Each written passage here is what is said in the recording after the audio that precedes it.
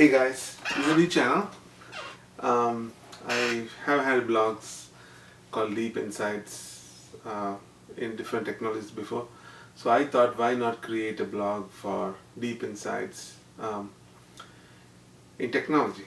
And today, in the very first video, I'm shooting this on January 1st. Happy New Year. And I'm going to talk about the whole story behind how I got this gadget, because what I see is that in a lot of videos, people talk about specs, and I can go and see the specs for myself on the internet. I don't really need somebody to tell me what stuff I can already find out online by watching a video. What I really want to see is like something different, something which you can't find that easily, which is primarily happening because of, you know, your own experience. Every person has his own experience. So I basically wanted to start a channel to think about, to talk about stuff which might be different from what you see in the other videos. So the story about this whole thing starts like this, right? I had an iPhone X, and it is a great phone. There's absolutely no doubt about it. I think it's the perfect weight. I think it's the perfect size. So how did I end up with this iPhone X S Max? That's what we're going to talk today. I didn't want to get this phone, but I still found myself in a situation where I had no option but to get it. And I really didn't want to get a new phone either. So I feel that's pretty interesting how I arrived at this point. So as I said, I got the iPhone X in February, so it's not been that long since I've been using the phone. There's nothing wrong with it, it's great. So I also have a tablet, and that's where you see this, Samsung Galaxy S4, S3 and the iPhone XS, right? These two are tablets, that's a phone. I have a phone. What's all of this about? Well, the story is that I used to have the Galaxy Tab S2, and it's a great tablet, but they didn't update it over time. Well, I do get updates, but not the new Android for whatever reasons. And so I have this great tablet with the perfect size and perfect screen size, which I used to use in the office, at home as well. And I wanted an alternative for it.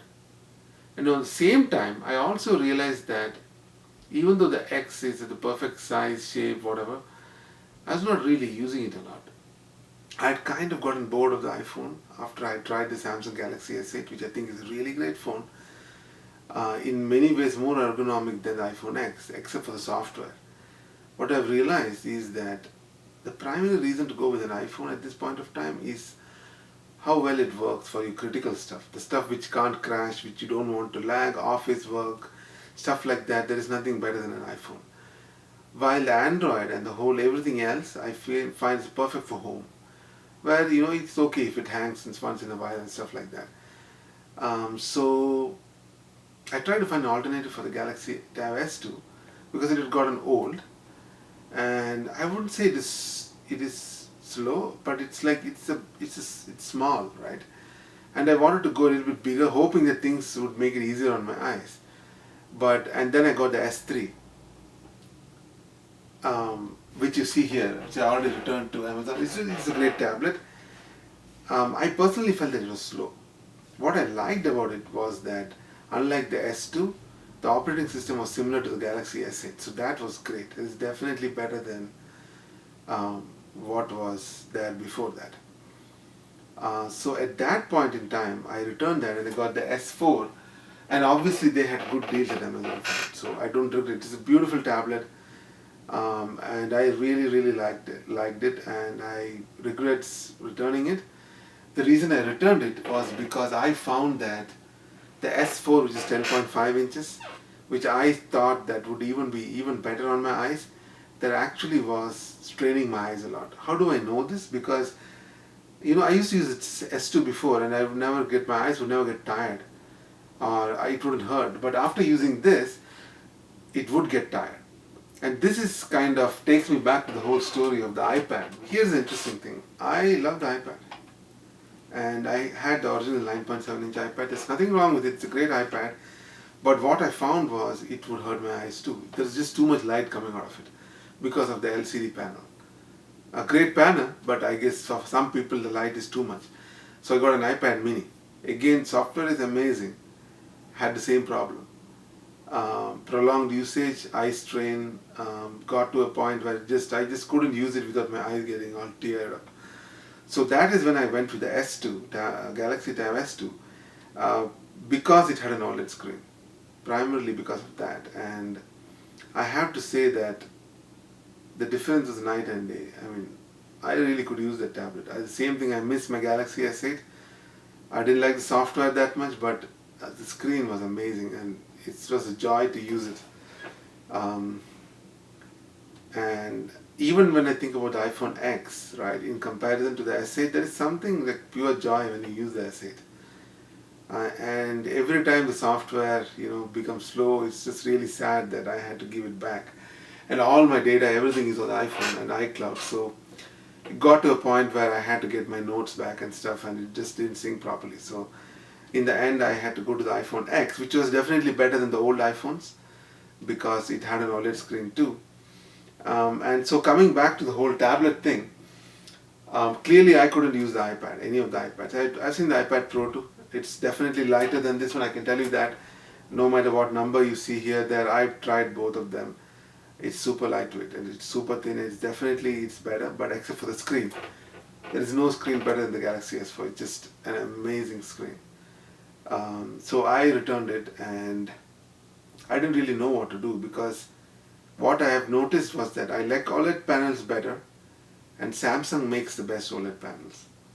And for some strange reason, they just won't have a high resolution, really good tablet with an updated Android operating system and an OLED panel and the 7.7 inch space anymore. If you look at it, yeah, you will find other tablets, but they are not of that same quality.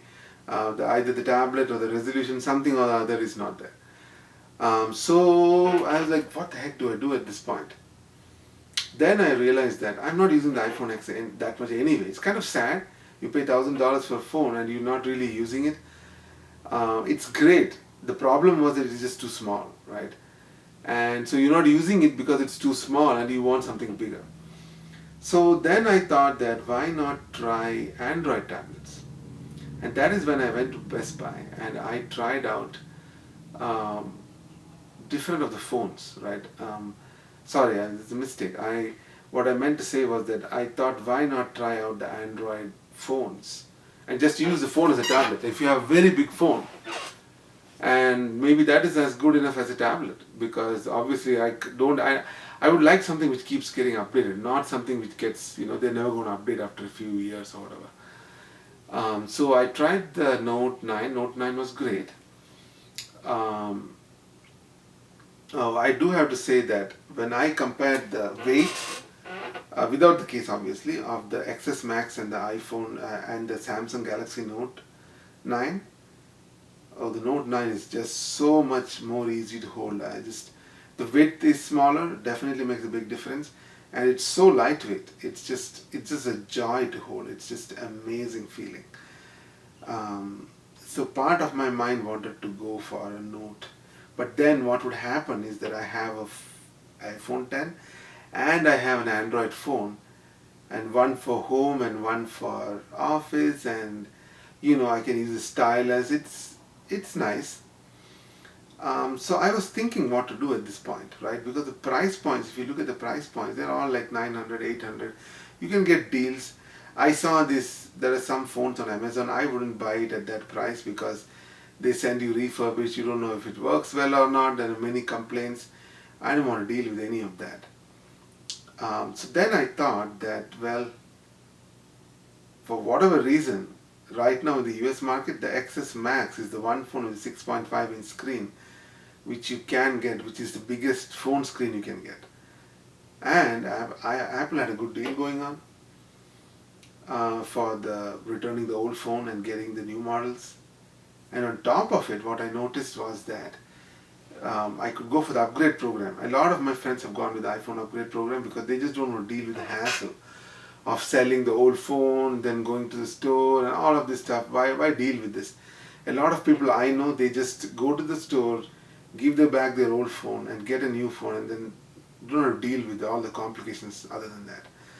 And the advantage is that the iPhone upgrade program not only is cheaper without the Apple Care, 0% interest, as well as the fact that if I pay towards it, then the monthly payments go down. So that was perfect for me.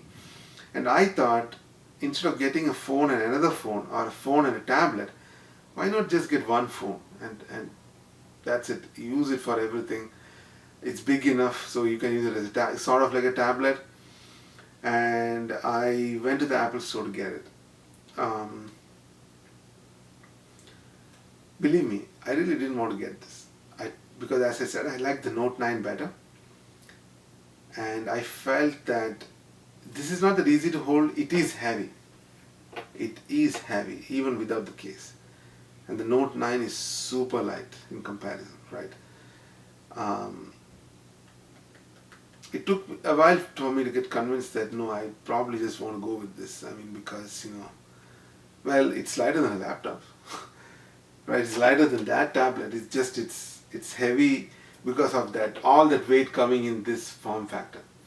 Now, the one thing, this is the point where I have to talk to you about the story about the iPhone 6 Plus. Here is the deal with the iPhone 6 Plus and why I bring that up. I had an iPhone 6 Plus a long time ago, right? I got it. I hated it. And part of the reason I kind of forgotten why I hated it was because it's not really about the vertical size of the phone. It's about the width, right? When you hold the phone like this, the iPhone 6 Plus, 7 Plus, 8 Plus, all of them are so wide that it actually hurts your wrist, like this portion of it, because it's just too wide. And I hated it, and the next year I went back to the regular size phone, which is very small, but compared to this, to how hard it was to hold, it was, believe me, it was a lot better than the 6 Plus. So I was worried about getting this phone because of that experience. And that is when I noticed that I went to the Apple store and I looked at this. This was fine. I said, why do I think it's fine? And then I saw that they had an 8 Plus too, and I went and looked at the 8 Plus. It still hurts when I hold that phone. And then when I looked at the specs, I realized that this phone, the XS Max, may be bigger, but it is not as wide as the 8 Plus. So it is easy to hold it. Even with the case on, it's not as bad as the 8 Plus. I've ordered a thinner case, so it's probably even better than what I have right now.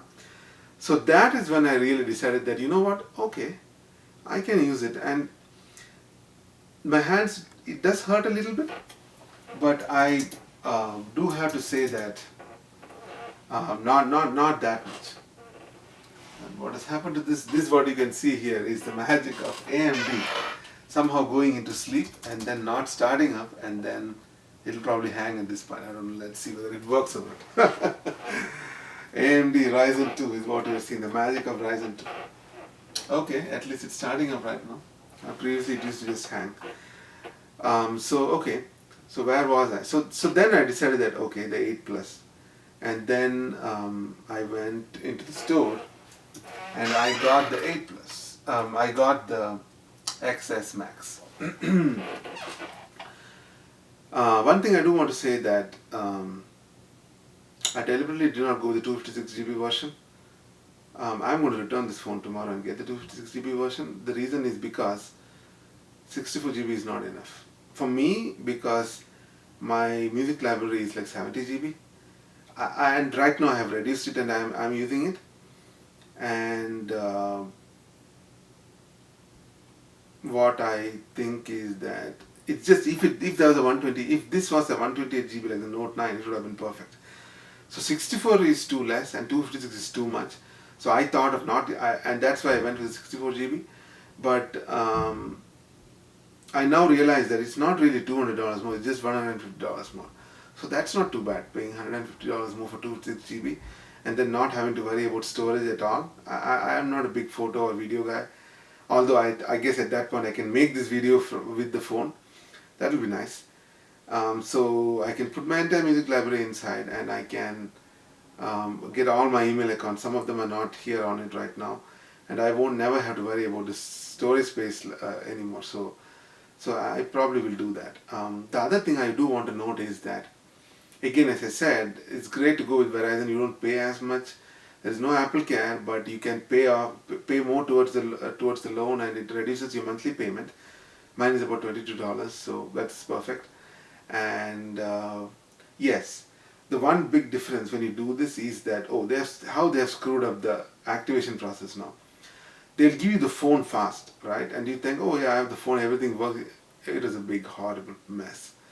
What happens is that when you upgrade the phone now and they give you the new phone, and it will take a long time, and it will try to validate you using your SMS, and because you change the phone, obviously you can't get SMS on it, and you are not at home, so you are not going to be able to say, oh yeah, I agree, let it allow to use this new phone. So activation was a mess. I needed to call home and tell them to say okay to all of the stuff. I couldn't get SMS, and I realized that for whatever strange reason, I was neither able to receive calls, nor make calls, nor mobile internet. And what turned out is that maybe, I think it is because I went with the iPhone upgrade program for the first time this year. We put the old SIM card in this phone first, and it wouldn't work. And what I needed to do was, I had to call Verizon, and they had to reactivate me, and they basically made me take the new SIM card and put it back in, and after that it worked. And I just do want to mention that the other big pain is the watch. Oh, you have to erase it and then sync it all over again. And for whatever reason, it didn't retain some of my settings, and I had to reset it all back again. So that was not a pleasant experience. So now I have this XS Max. It's nice. It takes good photos. It is very heavy. And I hope that is probably because of the case. It's a very nice case from Best Buy Platinum. I'll probably return it and get, I've ordered from Amazon the transparent case, so I'll probably be getting a transparent case which is thinner, and hopefully it will feel better. It is heavy. It is heavy. But at least I can hold it. Holding it definitely not a problem. I can use it one hand. I don't see that much of a problem. I guess that even with the X, I was anyway using it with two hands. So I guess that's why it doesn't feel like that much of a big deal anymore. Most of it I can reach. It's not too bad. And as I said, I'm going to be returning this and getting the 256 GB version. We'll see how much complication is going to happen at that point or not. So that's it for today. I had to stitch all of these videos together, and I really did not start this channel thinking that I would create a video about the phones. I really wanted to create a video about my Dell laptops, which is the 5510, the 5530, the 7710, 7730. We have this whole business class laptops, and I don't see any good reviews of that anywhere. So, and nobody talks about it, and there is a lot of problems. And I think that I tried to look at on YouTube and find anybody who has done a good review on it, and same old thing, I can find 1,000 reviews which run some benchmarks and tell me how good it is on the benchmark. Nobody really talks about how good it is to use, how fast is it, what problems were there, how many times they had to return it, because in the real world situation there was something or the other screwed up. 4K support, they all say that, you would be surprised by the fact that how many laptops say that they can run two 4K monitors is a lie. A lot of laptops can't drive two 4K monitors. In fact, at this point, I think no laptop can. Many of them can run one 4K, but definitely not two 4K at 60 Hertz. So yeah, I'm looking forward to having a video of that, and that should be very interesting. Thank you. I'm signing out for now. Hope this video comes out well. Thank you.